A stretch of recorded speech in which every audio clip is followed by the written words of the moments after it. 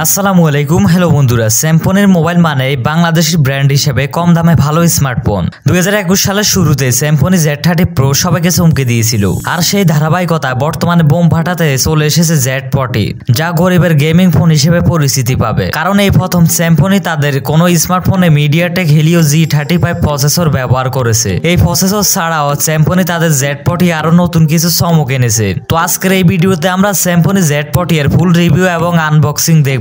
তো চলুন শুরু করা যাক।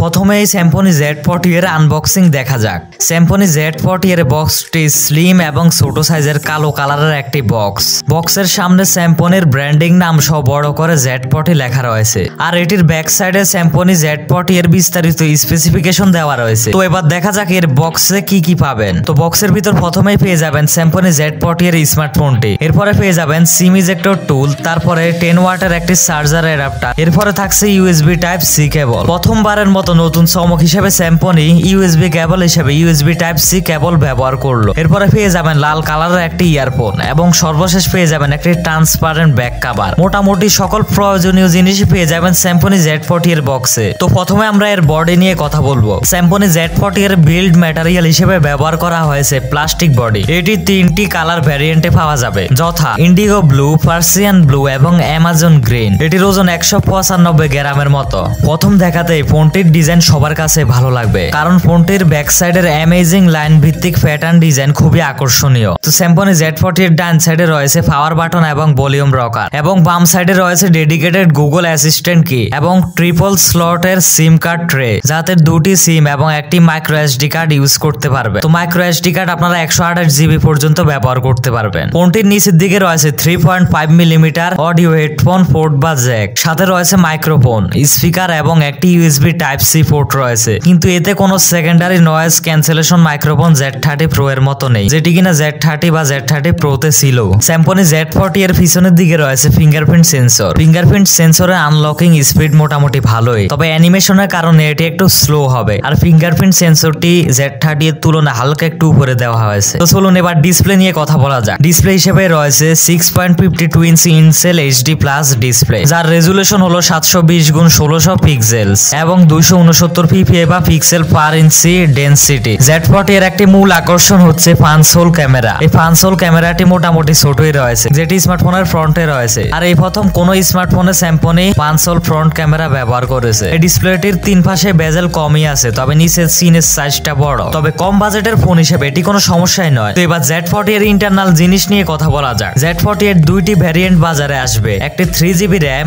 এবং 32GB ROM এবং অন্যটি 4GB RAM এবং 64GB ROM। এবার আসল চমক স্যামসং যে এই ক্ষেত্রে দেখিয়েছে সেটি হলো প্রসেস। অবশেষে স্যামসং তাদের কোন স্মার্টফোনে 1.8 GHz প্রসেসরের বদলে স্যামসং Z40 এ মিডিয়াটেক HELIO G35 চিপসেট ব্যবহার করেছে। বাজেট বিবেচনায় এই প্রসেসরকে গেমিং প্রসেসরও বলা হয়ে থাকে। সিপি হিসেবে রয়েছে 2.3 GHz octa core ARM Cortex A53, আর Z40 এর জিপিইউ হিসেবে রয়েছে PowerVia GE8320, যেটি 680 MHz 64 বিট। অপারেটিং সিস্টেম হিসেবে পেয়ে যাবেন AndroidTM। স্যামসং Z40 তে আপনারা মোটামুটি খুবই ভালোভাবে PUBG ফ্রি ফায়ার খেলতে পারবেন। PUBG ফ্রি ফায়ার মোটামুটি স্মুথলি খেলতে পারবেন, কারণ এতে রয়েছে 2.3 GHz octa core MediaTek HELIO G35 processor, যা দিয়ে পারফরম্যান্স মোটামুটি ভালোই হবে। এবার আসা যায় ক্যামেরা প্রসঙ্গে। ক্যামেরা সেটআপ হিসেবে Z40 এর ব্যাক সাইডে ট্রিপল বা তিনটি ক্যামেরা সেটআপ থাকছে, যার প্রাইমারি ক্যামেরা 13 মেগাপিক্সেল, রয়েছে 5 মেগাপিক্সেল আলট্রা ওয়াইড লেন্স এবং 2 মেগাপিক্সেল একটি ডেপথ সেন্সর। আর চমৎকার ব্যাপার হচ্ছে এই প্রথম স্যামসং ফ্রন্ট ক্যামেরা হিসেবে Z40 তে 13 মেগাপিক্সেলের একটি ক্যামেরা ব্যবহার করেছে। এছাড়াও ক্যামেরার বিশেষ মোড বা ফিচার হিসেবে আপনারা ক্যামেরাগুলোতে bokeh mode, beauty mode, night mode, filter mode, এছাড়া বিশেষ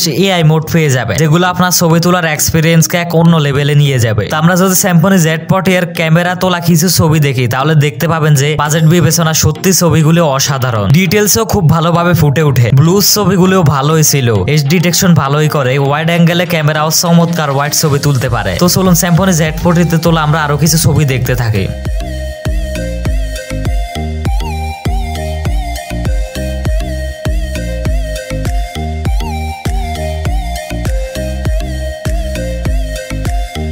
তো এখন ব্যাটারি প্রসঙ্গে আসি।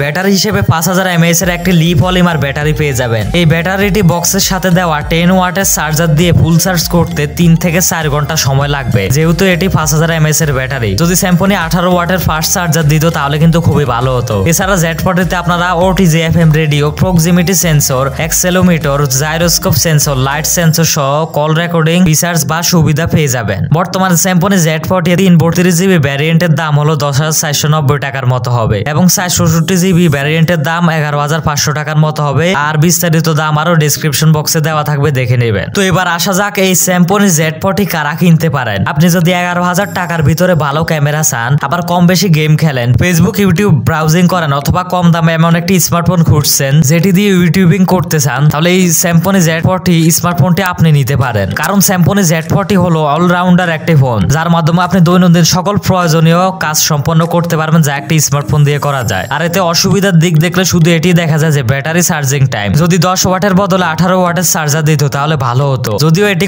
তেমন কোনো ব্যাপার না, হয়তো আপনার একটু টাইম বেশি লাগবে। তবে আমার মাথা রাখতে হবে এটির বাজেট বিবেচনা, যেহেতু 11,000 টাকার ফোন আর ব্যাটারি তো বড়ই পেয়ে যাবেন 5000 mAh, তাই এটি কোনো সমস্যা নয়। তো তাহলে বুঝতে পারছেন যে এই ফোনটি কারা নিতে পারবেন। 11,000 টাকার ভিতরে এই Symphony Z40 একটি চমৎকার বাজেট ফ্রেন্ডলি স্মার্টফোন হবে। তো বন্ধুরা, আশা করি আমাদের আজকের এই ভিডিওটি আপনাদের ভালো লেগেছে। ভিডিওটি ভালো লাগলে লাইক করুন, খারাপ লাগলে ডিসলাইক করুন, কমেন্ট করে আপনার মূল্যবান মতামত জানান যে Symphony Z40 আপনার কাছে কেমন লেগেছে। শেয়ার করুন বন্ধুদের মাঝে। আরো প্রযুক্তি বিষয়ক ভিডিও পেতে আইসিটি বাংলা টিপস এখনই সাবস্ক্রাইব করে পাশে থাকা বেল বাটনে ক্লিক করে দেবেন। ভিডিওটি দেখার জন্য সবাইকে ধন্যবাদ। আসসালামু আলাইকুম, আল্লাহ হাফেজ। অফ কর।